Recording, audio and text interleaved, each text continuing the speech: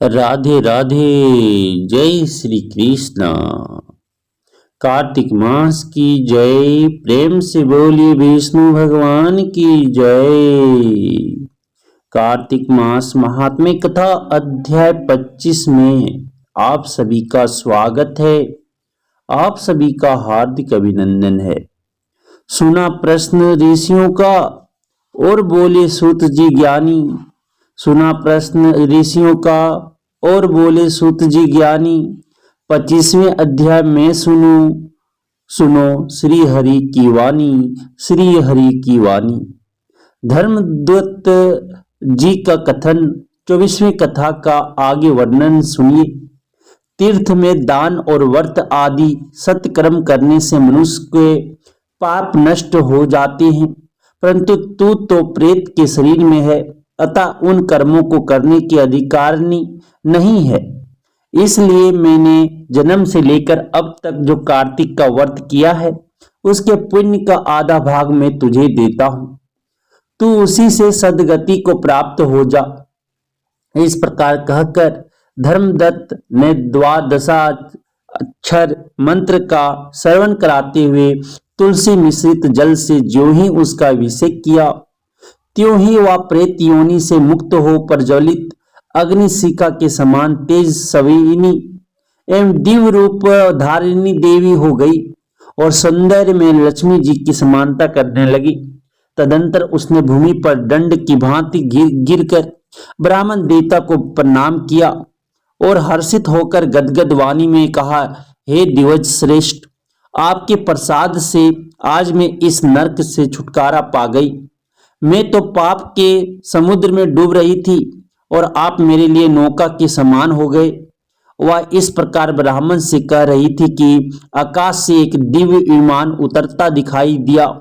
वह अत्यंत प्रकाशमान एवं विष्णु रूपधारी पार्षदों से युक्त था। विमान के द्वार पर खड़े हुए पुण्यशील और सुशील ने उस देवी को उठाकर श्रेष्ठ विमान पर चढ़ा लिया। तब धर्मदत्त ने बड़े आश्चर्य के साथ उस विमान को देखा और विष्णु रूपधारी पार्षदों को देखकर साष्टांग प्रणाम किया। पुण्यशील और सुशील ने प्रणाम करने वाले ब्राह्मण को उठाया और उसकी सराहना करते हुए कहा, हे दिवज श्रेष्ठ, तुम्हें साधुवाद है, क्योंकि तुम सदैव भगवान विष्णु के भजन में तत्पर रहते हो, दीनों पर दया करते हो, सर्वज्ञ हो तथा भगवान विष्णु के व्रत का पालन करते हो। तुमने बचपन से लेकर अब तक जो कार्तिक व्रत का अनुष्ठान किया है, उसके आधे भाग का दान देने से तुम्हें दुना पुण्य प्राप्त हुआ है और सैकड़ों जन्मों के पाप नष्ट हो गए हुए। अब यह बैंकुट धाम में ले जाई जा रही है। तुम भी इस जन्म के अंत में अपनी दोनों स्त्रियों के साथ भगवान विष्णु के बैंकुट धाम में जाओगे और मुक्ति प्राप्त करोगे।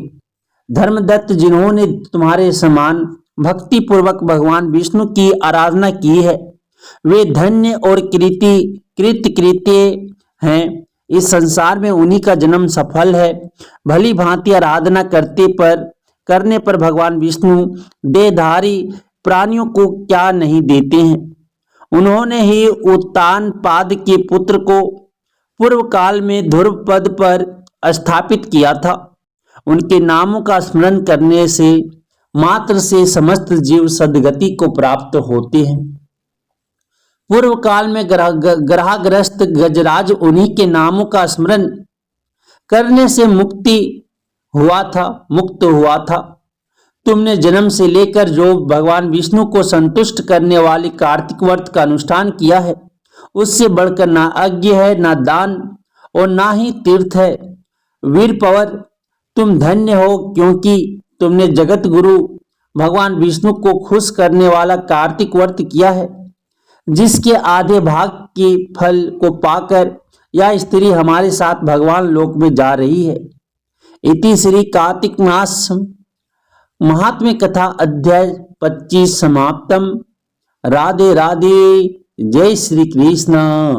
प्रेम से बोलिए शंकर भगवान की जय, विष्णु भगवान की जय, तुलसी माता की जय, कार्तिक मास की जय।